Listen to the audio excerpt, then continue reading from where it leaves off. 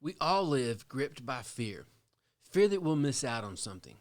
So we don't commit to anything, thinking that something better will come along. Then nothing does. Well, sometimes something does. But most of the time, nothing comes along. So we just crash on the couch and scroll through our timeline or a social media feed that drives home the point that we're missing out. Or we watch a whole season of a show that reminds us of how boring our life is. I believe that there's a different way to spend our time. I believe that there's a different way to live our lives. I hope that this episode helps me and you take control of our schedule and create some space for us to deepen our connection to God.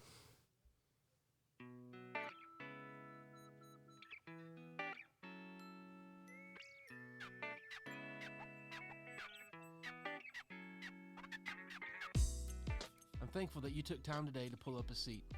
I hope these few minutes together help you follow Jesus better by deepening your relationship with Him and helping you live intentionally for Him every day.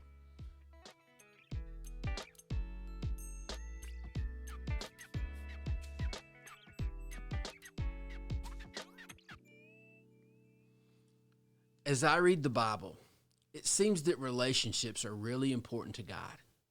Think about the Trinity. Three persons living in perfect relationship with each other. Think about the creation story. The only thing that wasn't good was for man to be alone. The whole Old Testament seems to be the story of the community of the nation of Israel and this relationship between God and His people. Think about the greatest commandments. Love God and love others. Think about how much time Paul spends on trying to help groups of people get along. Lent helps us focus on our relationship with God. I hope that this episode and the next couple of episodes helping you deepen your relationship or deepen your connection with God. In order to get to know God better and experience who He is, we have got to take control of how we spend our time and be intentional about how we spend our time with God. First, you and I have to prioritize our time. We have to set aside time to intentionally spend time focusing on God. We schedule what is important. Our time with God should be the most important thing on our schedule.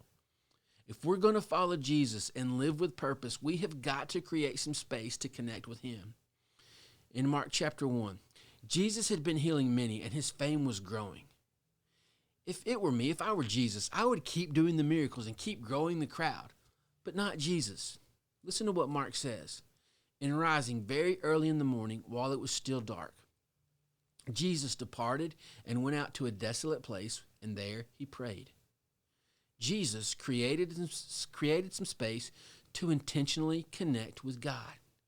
If Jesus, who was 100% God, needed to withdraw, how much more should you and I?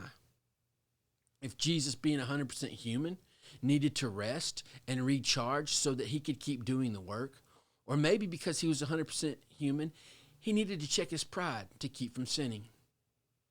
But it is clear that Jesus needed to set aside some time and reconnect with God. So should you and I.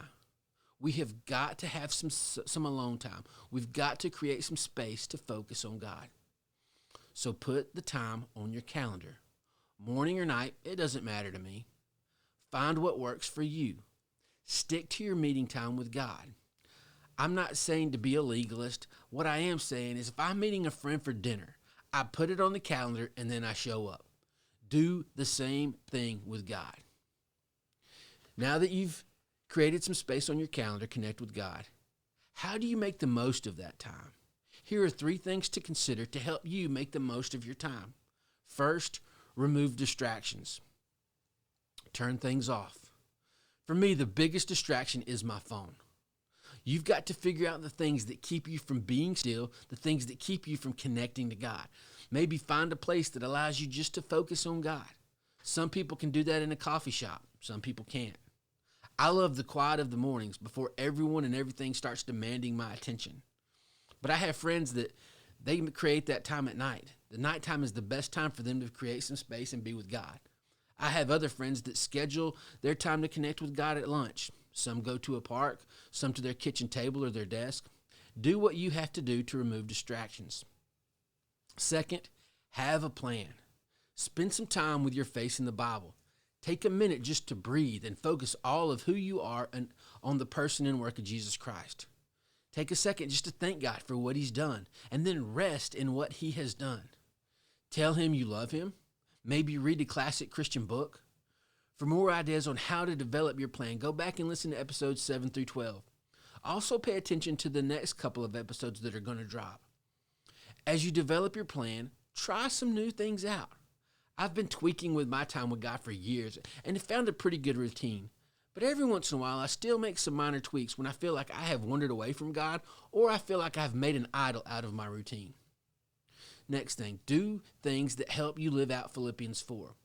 Paul says, "Finally, brothers, whatever is true, whatever is honorable, whatever is just, whatever is pure, whatever is lovely, whatever is commendable, if there is any excellence, if there is anything worthy of praise, think about these things." Do things that help you focus on and think about and praise God.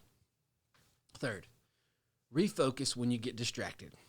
All right, now you've committed some time and some space to focus on God. You've committed to a plan that will help you connect to God. You need to make one more commitment. Commit to refocus on God when you get distracted. I still get distracted no matter how hard or how much I try not to. A practice that I've worked into my relationship with God is to refocus when I get distracted.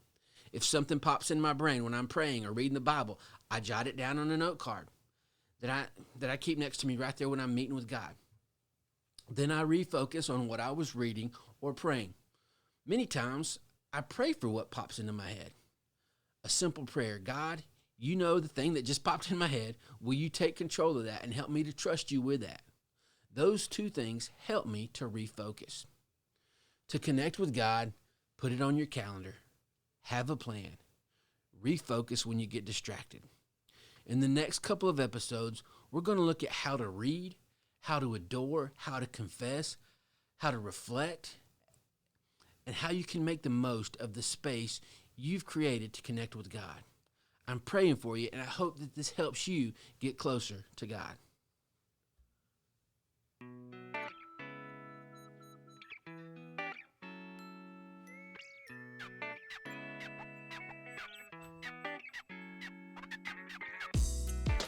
Thanks for taking the time to listen to this episode of Pull Up a Seat. If you've not yet subscribed, do that now so you can get content as soon as it comes out. Also, please help us get the word out by sharing on social media and inviting others to pull up a seat. Until next time, grow in your relationship with Jesus and find one way to live intentionally for Him. See you next time when we pull up a seat.